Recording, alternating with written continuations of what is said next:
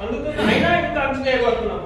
అందులో దానికి ప్రత్యేకత అంటే మనలో ఐక్యత లేకపోవడము, ఐక్యత భావం లేకపోవడం వల్ల మనకు అరే వీడు ఫలానా కులం, వీడు తెలుగోడు, వీడు గుండోడు, వీడు చాకలోడు రా, మనల్ని విడగొట్టి మనల్ని వాళ్ళు రాజ్యాధికారాన్ని స్థాపించుకోవడానికి కోసం మనల్ని కులాలుగా విడగొడుతున్నారు. మనల్ని ఫలానా కులాన్నోడు అంటరాని రా, అరే వాడు మాదిగోరా, వీడు చాకలోడు రా, వాడు బట్టలు ఇస్తాడు రా, వాడు గుండోడు రా, ఇలా కులాలుగా విడగొట్టి మనల్ని బానిసలుగా మార్చి వాళ్ళు రాజ్యాధికారాన్ని ఏర్పాటు చేసుకొని అరే నువ్వు మహేశ్వర్ రెడ్డి అక్కడ దిగు, అరే నువ్వు ఐగిరెడ్డి అక్కడ దిగు, నువ్వు శ్రీరావు అక్కడ, ఇట్లా పార్టీలో వాళ్ళు మార్చుకొని నాయకత్వాన్ని ఏర్పాటు చేసుకొని రాజ్యాన్ని ఏర్పాటు చేసుకుంటున్నారు. మనమేమో నువ్వు జిమ్మాలు పట్టుకోబడితే, నేను గొర్రెలు కాసుకోబడితే, నేను బట్టలు చూసుకోబడితే.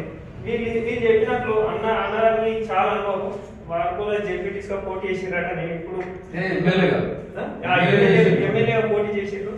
అయినా మీరు రజ కూడా ఈ ఎమ్మెల్యేగా పోటీ చేసినందుకు మీరు చాలా హ్యాట్స్ ఆఫ్ సార్. ఎందుకంటే ఒక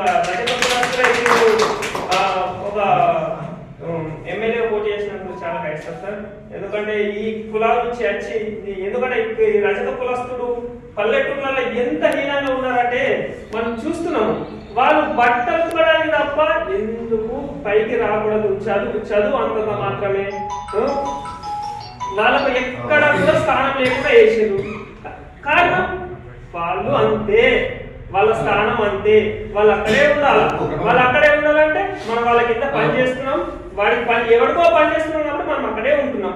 మనం మిగతా కులాలను కల్వనిస్తలేదు కాబట్టి ఒక్కొక్క కులాన్ని ఒక్కొక్క దగ్గర ఉంచేసారు. మనం అందరం ఐక్యంగా ఉండి దేనికైనా ముందాటికి వెళ్తే ప్రతి ఒక్క దగ్గర ఇప్పుడు సర్పంచ్ ఎలక్షన్లు వచ్చినాయి.